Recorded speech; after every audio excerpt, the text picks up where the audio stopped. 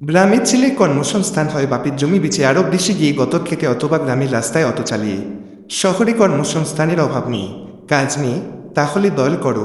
দায় রাজনীতির একটি লেবাস চাপালেই টাকা আসবে উড়ে উড়ে। ভর্তি জানতে হয়, সবাই পারেন না। একটি দলের ছাত্র, যুবক, জেলে, তাঁতি কিংবা বুদ্ধিজীবী কমিটিতে একবার ঢুকতে পারলে আর পায় কে? টাকা আসবে বানের জলের মতো। কাউকে যদি জিজ্ঞেস করেন, ভাই আপনার পেশা কি? কেন? রাজনীতি। রাজনীতি কিভাবে পেশা হয় আমার বোধে আসে না। একসময় এই দেশে দু একটি দলে কিছু সার্বক্ষণিক কর্মী ছিলেন। দল থেকে তারা ভাতা পেতেন। সে টাকা আসতো বিদেশ থেকে কিংবা দেশের ভেতরে চাঁদা তুলে। চাঁদা দিতেন ব্যবসায়ী আর শিল্পপতিরা। অবশ্য কেউ কেউ ছিলেন যারা ঘরে খেয়ে বনের মোষ তাড়াতেন। তাদের সংখ্যা অল্প এবং এখন তারা বিলীয়মান প্রজাতি। রাজনৈতিক দলের কমিটিতে থাকলে বা ঠিকাদারি নিলে আর কোনো পেশা লাগে না। চাঁদাবাজি করে জীবন কাটানো যায়। চাঁদা কোথায় নেই?